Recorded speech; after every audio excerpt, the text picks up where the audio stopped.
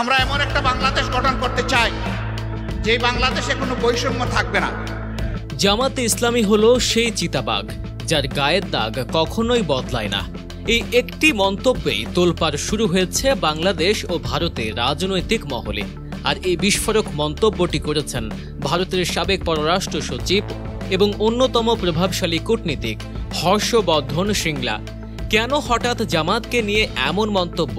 এর পেছনে কি ডাকসু নির্বাচনে শিবিরের বিজয়, নাকি অন্য কোনো গভীর রাজনৈতিক সমীকরণের ইঙ্গিত দিচ্ছে ভারত? আজ আমরা এই রহস্যের গভীরে যাব।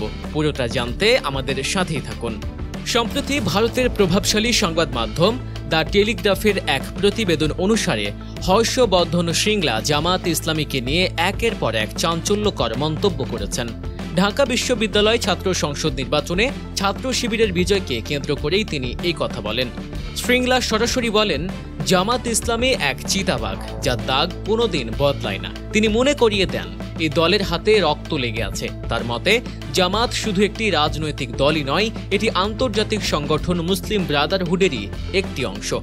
এখানে শেষ নয়। শ্রিংলা ৭১-এর মুক্তিযুদ্ধের সেই ভয়াল দিনগুলোর কথা তুলে ধরে বলেন, জামাত মুক্তিযুদ্ধের সময় পাকিস্তানি সেনাবাহিনীর সহযোগী হিসেবে কাজ করেছে এবং বাংলাদেশের হিন্দুদের উপর নৃশংস সহিংসতা চালিয়েছে। তার এই বিস্ফোরক তথ্যের গভীরে যাওয়ার আগে আপনি যদি আমাদের চ্যানেল গল্প নিউজ সাবস্ক্রাইব করে না থাকেন তাহলে এখনই করে ফেলুন। হর্ষবর্ধন শ্রিংলা আরও একটি আশঙ্কার কথা তুলে ধরেছেন। তিনি বাংলাদেশে ক্রমশ বাড়তে থাকা পাকিস্তানি প্রভাব নিয়েও ভারতকে সতর্ক করেছেন। তবে তিনি এটাও স্পষ্ট করেছেন যে বাংলাদেশে ক্ষমতায় যেই আসুক না কেন ভারত তাদের সঙ্গেই কাজ করবে, কিন্তু দেশের স্বার্থবিরোধী কোনো শক্তি মাথাচাড়া দিয়ে উঠলে ভারত অবশ্যই সতর্ক থাকবে। তাহলে প্রশ্ন হলো, একজন সাবেক শীর্ষ কূটনীতিকের এমন মন্তব্য কি শুধু তার ব্যক্তিগত মত, নাকি এটা ভারতের ভবিষ্যৎ নীতিরই প্রতিচ্ছবি? ডাকসু নির্বাচনকে কেন্দ্র করে জামাতকে নিয়ে এই আলোচনা কি বাংলাদেশ ভারত সম্পর্কে নতুন কোনো উত্তেজনার জন্ম দেবে? এই পুরো বিষয়টি নিয়ে আপনার মতামত কি? হর্ষবর্ধন শ্রিংলার এই বক্তব্যকে আপনি কিভাবে দেখছেন? আপনার ভাবনাগুলো আমাদের জানান কমেন্ট বক্সে। এসব ঘটনার প্রতিটি আপডেট আমরা আপনাদের কাছে পৌঁছে দেব, তাই আমাদের সাথে থাকতে ভুলবেন না।